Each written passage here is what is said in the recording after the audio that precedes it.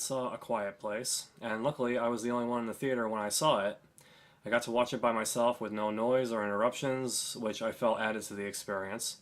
This is directed by John Krasinski and tells the story about a family of 5 who are trying to survive in a post-apocalyptic landscape where the slightest sound can bring forth insect-like alien monsters that, while blind, can apparently hear everything.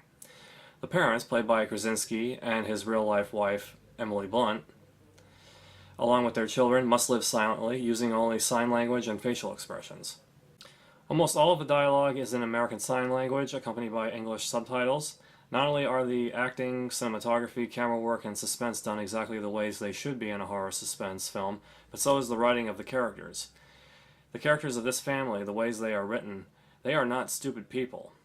If you are familiar with horror movies or are a horror movie fan, as I am, then I'm sure you are familiar with the usual lazily written characters who make such dumb decisions. But in A Quiet Place, you really don't get that. Another thing I liked was that as a film that is set in a post-apocalyptic world, we are not really shown what the outside world is now like. Instead, we are focused on just this one family, similar to the movie Signs. However, once we get to see the creatures in all of their glory, that's when I felt that some of the magic and effectiveness of the film got lost, because in order to create the creatures, you have to use computer graphics.